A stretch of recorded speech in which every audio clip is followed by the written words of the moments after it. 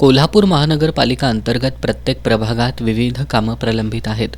या कामाचा आढावा घेण्यासाठी काँग्रेसच्या माजी नगरसेवकांनी आज अतिरिक्त आयुक्त राहुल रोकडे यांच्या समवेत महाराणी ताराराणी सभागृहात बैठक बोलावली होती.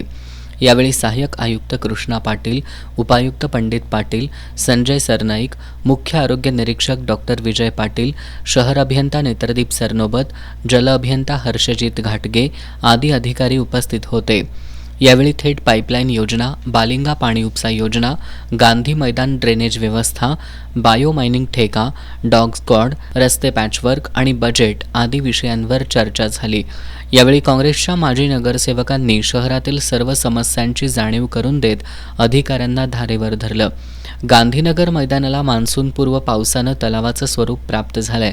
महानगरपालिकेच्या अधिकाऱ्यांना वारंवार सांगूनही त्याकडे जाणीवपूर्वक दुर्लक्ष करतात.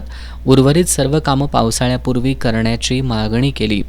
कामं झाली नसल्यास अधिकाऱ्यांना महानगरपालिकेची पायरी चढू देणार नाही असा इशारा बैठकीत देण्यात आला.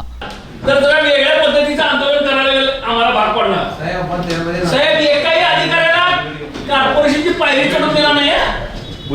हा लक्षात ठेवायचं. प्रभागात अनेक समस्या असताना अधिकाऱ्यांना वेळोवेळी सांगून ते अधिकारी दुर्लक्ष करतात.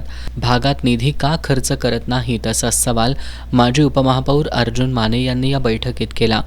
बायोमायनिंग कचरा उठावाचा ठेका ब्लॅकलिस्टमध्ये टाकलेल्या कंपनीला देण्याचा प्रयत्न सुरू आहे. हे थांबवून नवीन टेंडर प्रोसेस राबवावी अशी मागणी यावेळी केली.